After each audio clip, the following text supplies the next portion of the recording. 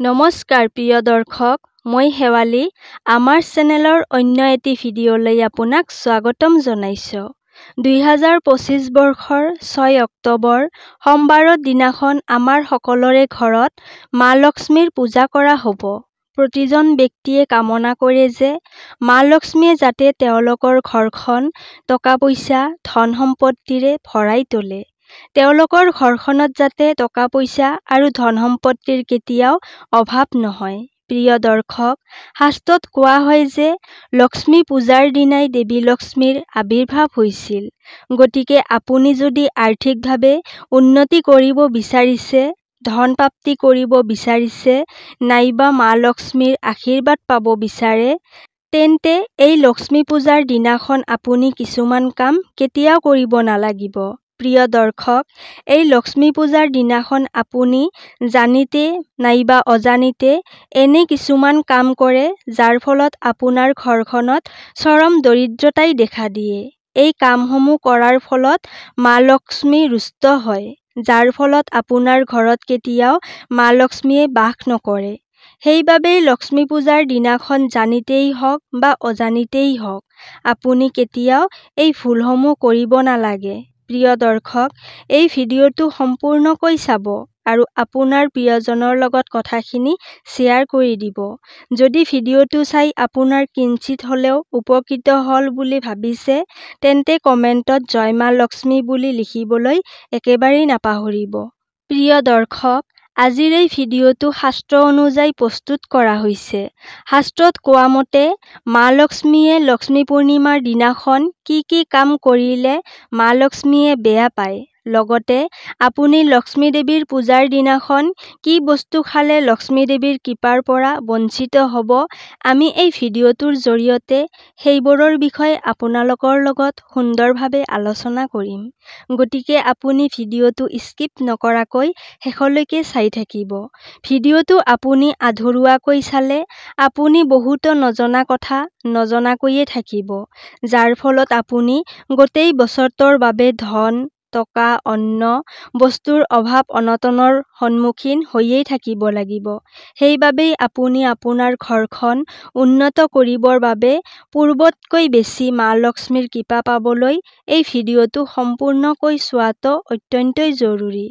প্ৰিয় দৰ্শক, ভিডিঅ'টোৰ মূল বিষয়বস্তুৰ মাজত যোৱাৰ আগতে আপোনালৈ এটা অনুৰোধ থাকিল যে ধন সম্পত্তিৰ দেৱী মা লক্ষ্মীৰ নামত ভিডিঅ'টোত এটা লাইক কৰিব। আপোনালোকে এটা লাইক কৰিলে আমাৰ মনোবল বাঢ়ে, সেয়েহে এটা লাইক কৰিব বুলি আশা কৰিছোঁ। আৰু যদি আপুনি প্ৰথমবাৰৰ বাবে আমাৰ চেনেলৰ ভিডিঅ' চাইছে, তেন্তে এই ধৰণৰ শাস্ত্ৰ সম্বন্ধীয় ভিডিঅ' পাবলৈ এই চেনেলটো ছাবস্ক্ৰাইব কৰি ৰাখিব। মা লক্ষ্মীক ধন ঐশ্বৰ্যৰ অধিষ্ঠাত্ৰী দেৱী বুলি গণ্য কৰা হয়।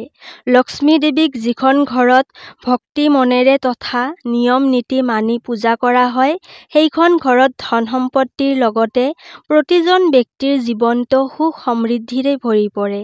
আৰু শাস্ত্ৰত কোৱা হয় যে যিসকলে মা লক্ষ্মীৰ আৰাধনা কৰে, সেইসকল ব্যক্তিৰ ঘৰত কেতিয়াও ধন সম্পত্তি টকা পইচাৰ অভাৱ অনাটন নহয়। আমি সকলোৱে মা লক্ষ্মীৰ কৃপা পাব বিচাৰোঁ, যাৰ দ্বাৰা আমি লাভ কৰিব পাৰোঁ সুখ শান্তিৰ লগতে ধন সম্পত্তি। গতিকে তাৰ বাবে আপুনি লক্ষ্মী দেৱীৰ কিছুমান নিয়ম মানি চলাটো অত্যন্তই জৰুৰী।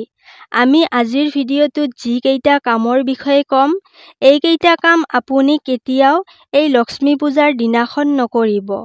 জনবিশ্বাস অনুসৰি লক্ষ্মী পূজাৰ দিনা লক্ষ্মী দেৱীয়ে নিজৰ ভক্তসকলৰ ঘৰলৈ আগমন কৰে। মা লক্ষ্মীয়ে ভক্তসকলৰ ঘৰলৈ গৈ কৃপা প্ৰদান কৰে।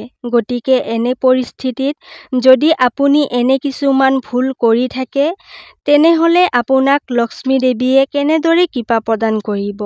ইয়াৰ বিপৰীতে মা লক্ষ্মীয়ে আপোনাৰ ওপৰত ৰুষ্ট হৈ আপোনাক ইয়াৰ বিপৰীত ফলহে প্ৰদান কৰিব। আপুনি হয়তো নাজানে, মা লক্ষ্মীয়ে কিছুমান কাম পছন্দ নকৰে, আৰু যিখন ঘৰত এনেকুৱা কাম কৰি থকা দেখা পায়, সেইখন ঘৰত মা লক্ষ্মীয়ে কেতিয়াও প্ৰৱেশ নকৰে। সেইখন ঘৰত অলক্ষ্মীয়েহে প্ৰৱেশ কৰে। তেন্তে আমি জানো আহক, এনেকুৱা কি কাম কৰিলে মা লক্ষ্মী অসন্তুষ্ট হৈ আমাৰ ঘৰখন ত্যাগ কৰে? নাম্বাৰ 1, লক্ষ্মী পূজাৰ দিনা ঘৰৰ মহিলাই ৰাতিপুৱা দেৰিলৈকে শুই থাকিব নালাগে, লগতে সন্ধিয়াও শুব নালাগে। প্ৰিয় দৰ্শক, শাস্ত্ৰত ঘৰৰ মহিলাক লক্ষ্মীৰ স্বৰূপ বুলি কোৱা হৈছে। যদি ঘৰৰ মহিলাই দেৰিলৈকে শুই থাকে তেন্তে মা লক্ষ্মীয়ে ভাল নাপায়। শাস্ত্ৰত কোৱা হয় যে মা লক্ষ্মী অতি চঞ্চল প্ৰকৃতিৰ হয়। সেইবাবে তেওঁ এঠাইতে বহু দেৰিলৈকে থাকিব নোৱাৰে। অলপ ভুল পালেই তেওঁ সেই ঘৰ ত্যাগ কৰে। সেয়েহে আপোনালোকে কেতিয়াও ৰাতিপুৱা বেছি দেৰিলৈকে শুই নাথাকিব বা সন্ধিয়াৰ সময়তো নুশুব। নাম্বাৰ 2, লক্ষ্মী পূজাৰ দিনাখন ঘৰ-দুৱাৰ লেতেৰা কৰি ৰাখিব নালাগে। লেতেৰা বা বাহী কাপোৰ পিন্ধিবও নালাগে। মা লক্ষ্মীয়ে লেতেৰা বস্তু বা লেতেৰা হৈ থকা ঠাইবোৰ ভাল নাপায়। সেয়েহে এই দিনটোত যদি ঘৰ-দুৱাৰ চাফ-চিকুণকৈ নাৰাখে তেন্তে মা লক্ষ্মীয়ে কেতিয়াও আপোনাৰ ঘৰত প্ৰৱেশ নকৰে। ইয়াৰ বিপৰীতে মা লক্ষ্মীৰ ঠাইত অলক্ষ্মীৰহে প্ৰৱেশ হ'ব পাৰে। সেয়েহে লক্ষ্মী পূজাৰ দিনাখন আপোনাৰ ঘৰখন চাফ-চিকুণকৈ ৰাখি সন্ধিয়াৰ সময়ত পোহৰেৰে উজ্জ্বল কৰি ৰাখিব। নাম্বাৰ 3, লক্ষ্মী পূজাৰ দিনাখন ভুলতেও মাছ, মাংস, মদ, ভাং আদি সেৱন নকৰিব। লগতে ঘৰত ডাঙৰৰ অনাদৰ নকৰিব। বিশেষকৈ মহিলাক বেয়া ব্যৱহাৰ নকৰিব।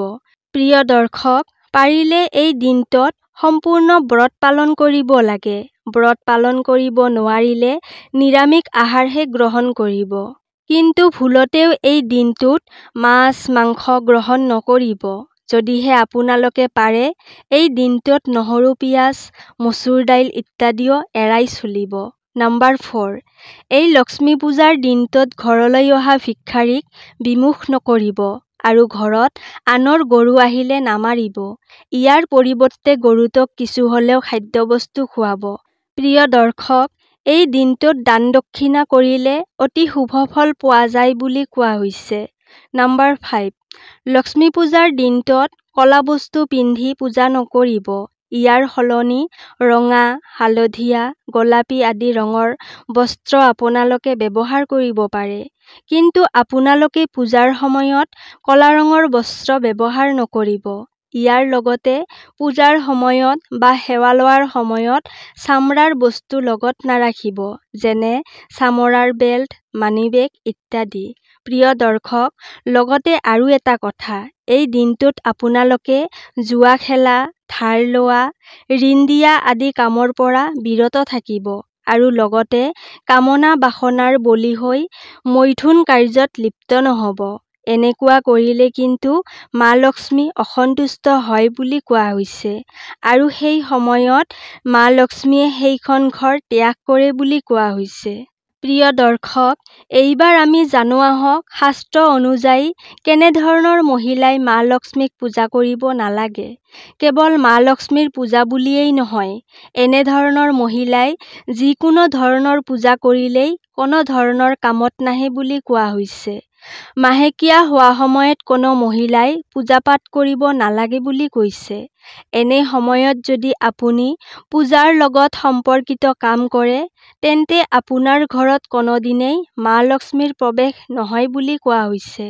দ্বিতীয়তে, যি মহিলাৰ স্বামী থকাৰ পিছতো আন পুৰুষৰ লগত সম্পৰ্ক স্থাপন কৰে বা সহবাস কৰে সেই মহিলাই লক্ষ্মী পূজা কৰিব নালাগে বুলি কৈছে। কোৱা হয় যে তেওঁলোকৰ ওপৰত মা লক্ষ্মী সদায় অসন্তুষ্ট হৈ থাকে। তৃতীয়তে, যি মহিলাই আনৰ অহিত চিন্তা কৰে বা যি মহিলাই আনক হিংসা কৰে বা আনক মাৰিবলৈ চেষ্টা কৰে তেনেকুৱা মহিলাও মা লক্ষ্মীৰ পূজা কৰিব নালাগে বুলি কোৱা হৈছে।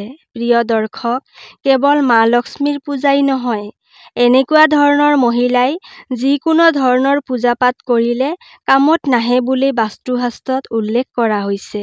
প্ৰিয় দৰ্শক, আজিৰ ভিডিঅ'টো ইমানেই আছিল। যদি ভিডিঅ'টো ভাল লাগিছে তেন্তে ভিডিঅ'টিত এটা লাইক কৰিব আৰু যদি আপুনি আমাৰ চেনেলটোত প্ৰথমবাৰৰ বাবে আহিছে তেন্তে চেনেলটো ছাবস্ক্ৰাইব কৰিবলৈ একেবাৰে নাপাহৰিব।